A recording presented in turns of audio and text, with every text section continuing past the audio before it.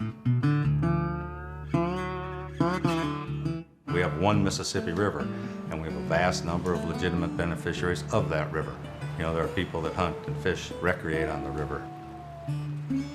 But we also have an economic part of it. And the United States was the first to do a really good job of employing intermodalism. Trucks, trains, water, to, as efficiently as possible, both economically and environmentally, move our bulk commodities. I don't know how many million tons of grain that go out of here. It's an unthinkable amount. I mean, it's just an enormous amount. This is a shipping lane that we need. Our population's getting higher, but we still have room on this river so that we can bring things down and take care of it. Well, it moves all the product. It moves all the corn, helps all the farmers, helps everybody. All the fuel everyone burns in their cars comes from product we move, everything. All the feed for all the animals down south. Worldwide, it helps everybody. Yeah, without the river, it'd be, people wouldn't see the products that they're getting now. It's a good working river. Current State of Our Working River is a Twin Cities PBS partnership co-production with the St. Paul Port Authority. Additional funding provided by Upper River Services and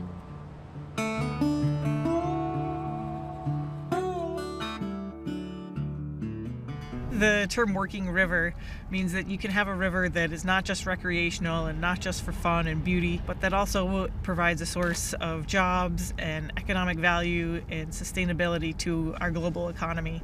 For us, the working river here in St. Paul, the Mississippi River connects the Minnesota markets to the global marketplace and allows us to be competitive in a worldwide marketplace. Working river means many things. The river's doing the work of transporting the goods. The river is doing the work of reducing the friction to move those commodities. It's that reduced friction that allows us to operate more efficiently than other modes. I often tell people when they're trying to figure out what I'm talking about, I say, what if we take a 14-foot fishing boat and set it on the ground in your backyard? And I tell you, please move that 20 feet. Well, you're probably going to ask for help, and I know some people will drag it, but most people will ask for help and move this. Now let's put that fishing boat into water, and I ask you to move it 20 feet down the shore of the lake. You, a 10-year-old, a 5-year-old, can all do it very easily. We've reduced friction. It's that efficiency factor. So the river's doing that work for us. It's also people working on the river, using the vessels to move those commodities, to hook those barges together, to drive the boats safely and avoid the bridges and move the commodities. You know, those are jobs that are frequently low barriers to entry. If you're a hard worker, you can earn a living wage job. You can work at a terminal, you can be loading product, transferring product. You can, use different machinery. You can use backhoes and, big, exciting things and be get to work on the river. I'm a deckhand on the Mississippi. I assist with the transport of cargo up and down the Mississippi River. I love it. I grew up on the river. Actually just like half a mile up here, so I've been coming down fishing my entire life here, and it's great to finally have an opportunity to, just sort of enjoy my days, other than when it's raining. That's a completely different day. We take empty barges to the elevators, they load them, then we take the loaded barges down and wire them in with usually 8 more or 11 more, and a bigger boat comes and takes them south. It's like being a kid, when you're in that sandbox. So now I'm doing it for a living. My role for origination is to run the excavator behind me here.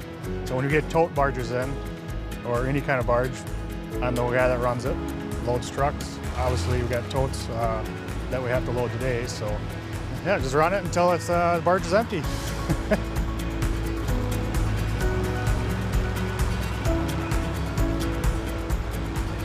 Barges will come here, our customers will bring the barges up from St. Louis, point south.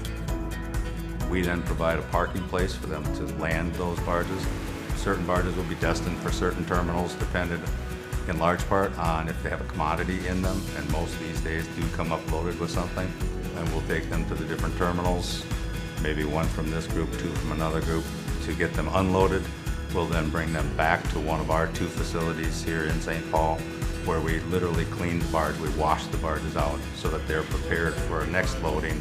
Typically, that's agricultural commodities. The easiest way for me to describe it is that I just move around heavy things all day. I just go work hard and I come home. If someone's gonna make it out here, you pretty much know after a couple of weeks if they're catching on or not, you know. You gotta have somebody that's ambitious enough to wanna work.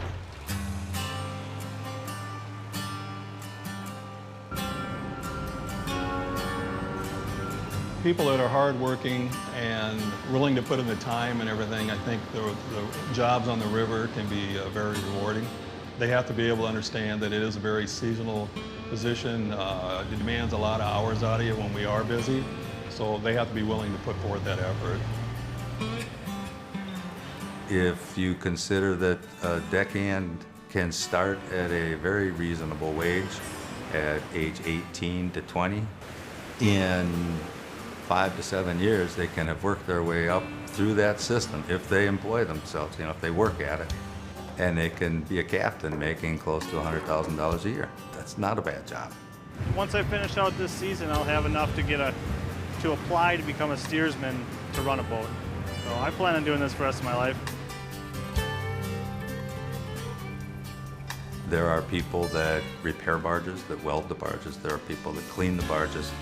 There are people that load the barges. There are people that unload the barges. There are people that transport the commodities when they come off or go to the barge. There are many, many jobs related to this industry and what we do that are available both for those that have sought post-secondary education and those who have not.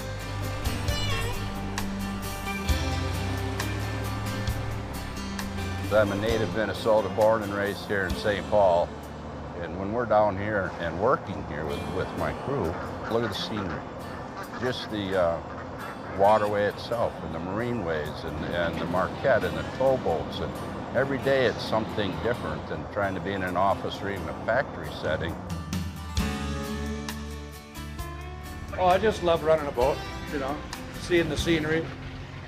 And seems like the scenery changes every day with the weather. And, I enjoy it. I really enjoy just looking at it. That's what I've always done. I'd recommend it to anybody. I love it. If you're outside most of the day, it's usually nice. I enjoy it. Been running a boat since 1981. It's been a good career. See a lot of different things. New sights every day. See the water go up and down all the time. It's not for everybody. I mean, you gotta enjoy the outdoors. It's hard work at times. Other times, you know, you get to ride around a little bit, but it's an enjoyable job. You know, like I say, if you like the weather outside, you know, it'll be a lot of fun.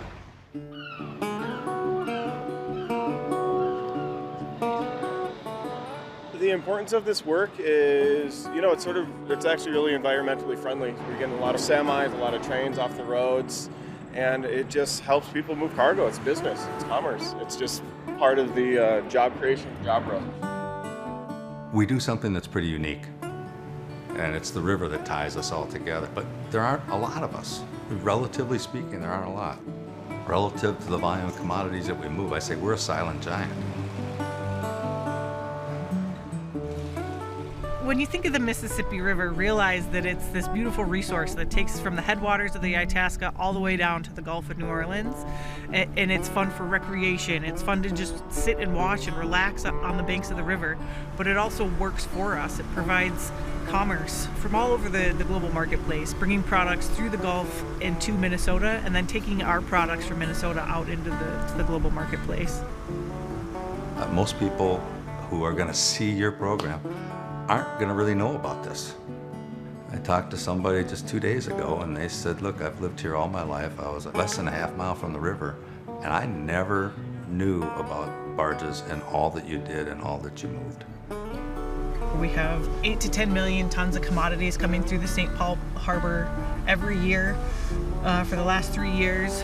For every barge that's on the river, we're reducing truck traffic on our highways, we're reducing the air emission and air pollution, and the river really is a working, living, breathing body of water that works for all of us. We work on the river every day when we're able to. This is what gets our product to our customers. And so it comes up from the New Orleans area, and we get 200 to 220,000 ton of material out to into Minnesota, the Dakotas, Iowa, and sometimes Wisconsin, and even into Canada. So from this location here, we reach a large amount of customer base from here. We actually are a distribution facility. We have manufacturing plants located in Davenport, Iowa, and down in Hannibal, Missouri. And they will make the actual powdered cement. And then from there, put it in barges, bring it up here, and then we offload the barges here. We take the barges, put it in our silos and storage, and from there into the trucks and distribute it out to the local customers. For our producers, for the region, without this river here, we wouldn't look anything like we do today up here in the Midwest. It's hard to explain to people that aren't associated with it how it affects them. It's just hugely important to everybody. We have people that drive across the Lafayette Bridge here every day that really have no clue what goes on in this river and how it affects them.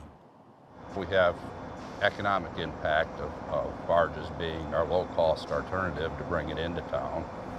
But number two is you bring in 1,500 ton cement, and it is way better than the 15 rail cars it would take or the 60 trucks it would take just for one barge. I see it sort of an unknown mode of transportation to a lot of people. You've got your air shipping, rail, people see the rails if they're stopped behind a railroad crossing at an intersection somewhere, or highways. If you're driving down the interstate, you see all these semis going down the way, you think, how can you reduce congestion? And the riverway is sort of the hidden mode to do that. Well, the Mississippi River is huge for us, especially pertaining to this location here. We're capable of doing 200 to 220,000 tons of fertilizer just out of this location. So for us, it plays a major role into getting our product to the customers, which are the farmers and the co-ops. We push a lot of commodities coming up and down. It's about half going north, half going south. A lot of agriculture goes south. I would say half soybeans, corn. There, a lot of the 5-state area, a lot of agriculture comes right down the Mississippi. What's coming north is more of your raw materials, salt for your highways in the winter up here in the Midwest. We get raw metals, cement, asphalt will go down, but more of your raw materials will come up and we'll see more agriculture come down.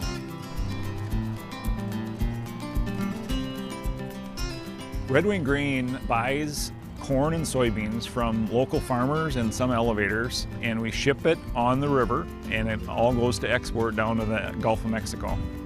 They get all of their product, pretty much the majority of it is from the farmers. So the farmer's taking it in from the field, putting it on the truck, and bringing it into Red Wing Grain, and that's being placed on a barge and going down the Mississippi out to the Gulf and overseas. Our grain here in Goodhue County is mainly corn and soybeans, loaded onto a barge, gets brought down to the Gulf of Mexico, gets offloaded into huge vessels. After that, can go to Pacific Rim countries, Taiwan, Japan, Korea, can go to China. Some of our grain will go to South America and Africa also. And it has a couple different routes. It can go through the Panama Canal or it can go around Africa. The Mississippi River really allows the Midwest region as a whole to be competitive in a global marketplace. Without the river, we would have to, either truck or rail our product to the East Coast or the West Coast or the South Coast. And really our farmers couldn't be competitive in the global marketplace. So it really allows Minnesota to be part of a global marketplace, especially in agriculture. You're always hearing about the carbon footprint. Well, shipping your product via barge is a much less carbon footprint than it is doing truck or rail or any of those others. So it's very important to us. And it's just a clean way to unload and load a lot of product.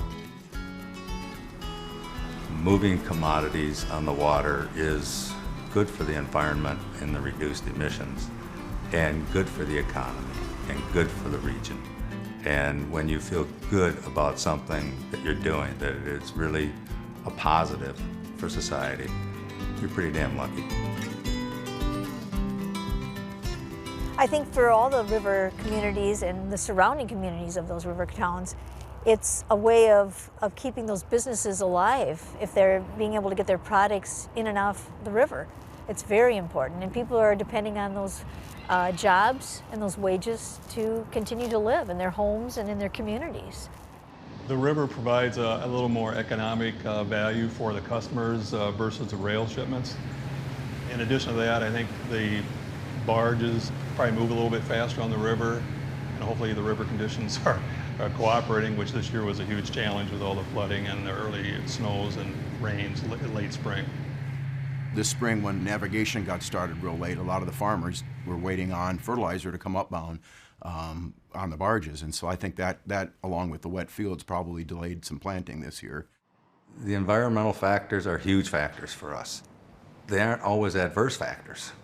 When we have times of drought, getting the rain, the storms is very beneficial.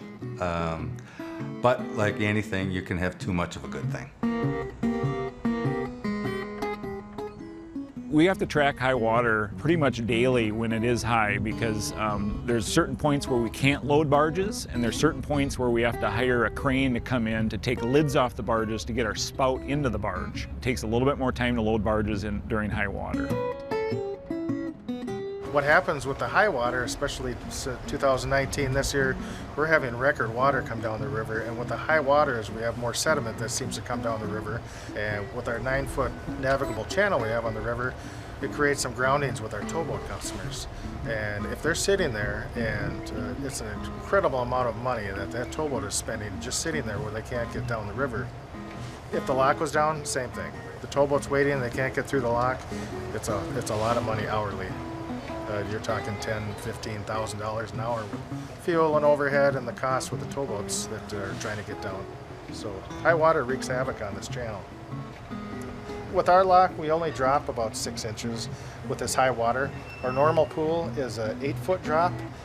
I've been here 3.5 years and I have not seen our 8-foot normal drop from our pool to our tail, just because the water's been so high in the last couple of years. It's something to see.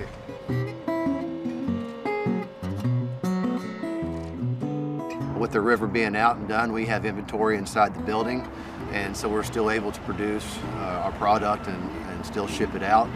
But it makes it tough whenever the river is out of business. We struggle sometimes.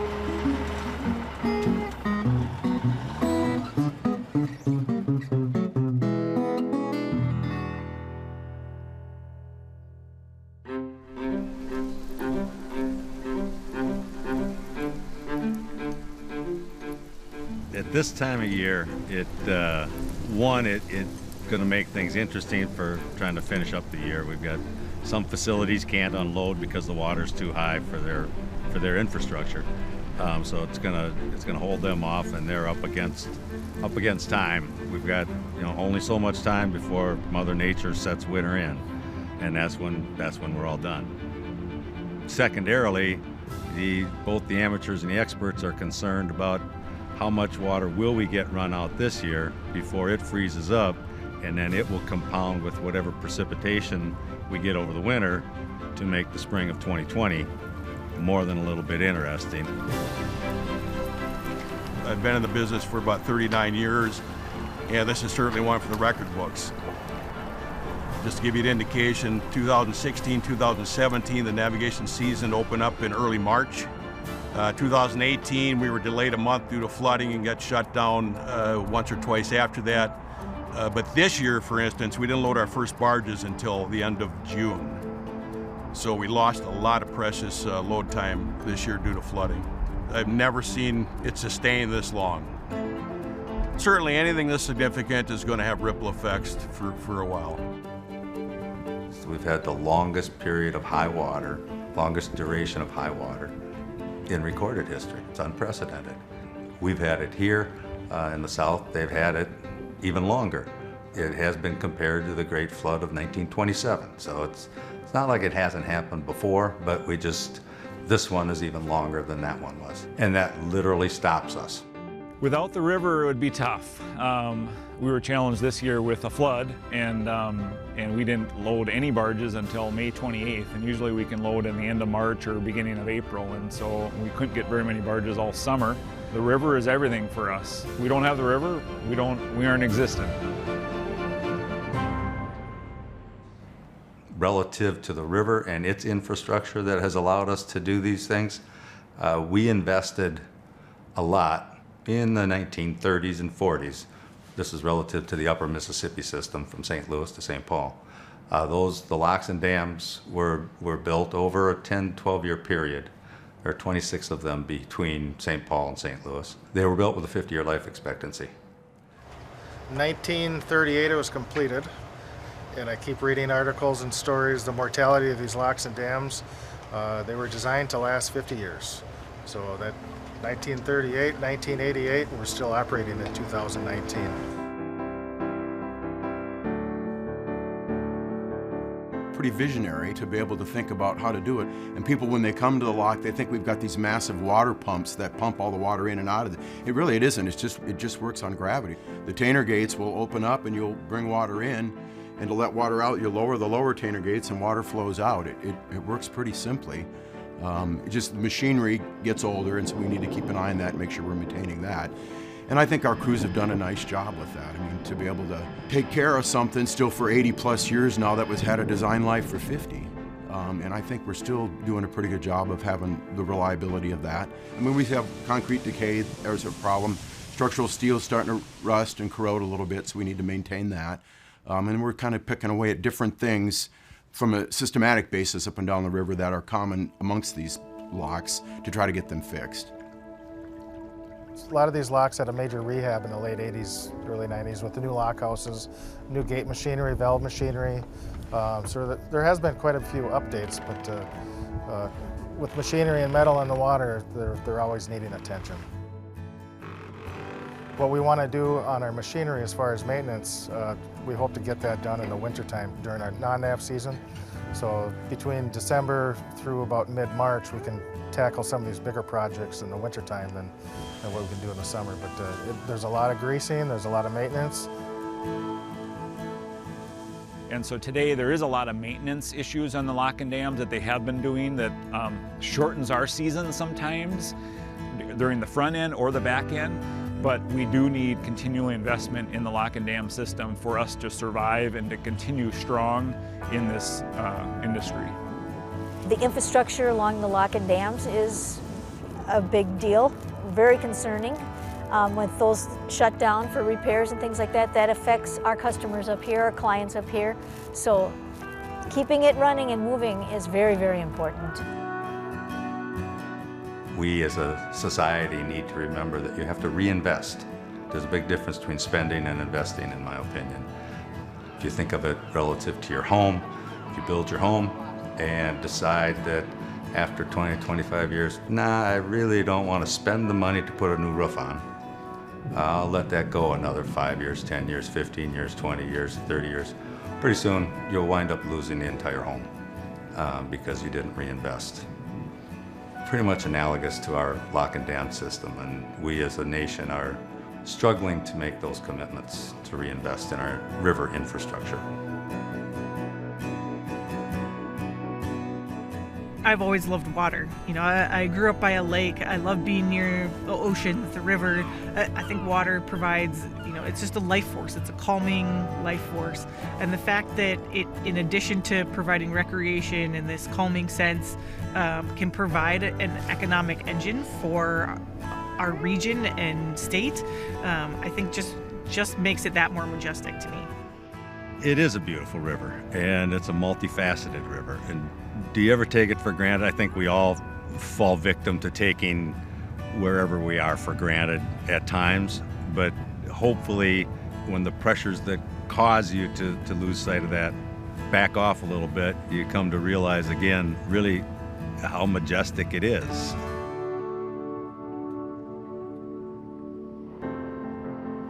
So you've got the natural beauty of the river, and you've got the working river. Can they live in harmony?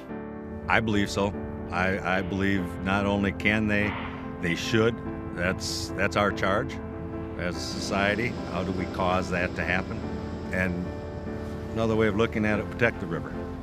To do that takes effort, takes energy, takes resources. Therefore, we need an economy to afford us the opportunity to take care of what nature has given us. What's the root of all issues? Communication. We need to communicate with one another. We need to understand that no one is completely wrong. There are accurate, positive aspects to everything that everyone has to offer. The challenge is, how do we blend all those? And so we need to keep talking with one another. We're talking with the people who spend their time studying, the scientists that study the river, that study the ecosystem, and figure out what the ecosystem needs. And we come in and talk about what the economy needs and how we keep transporting commodities on the river, and how do we work together to both accomplish our mission.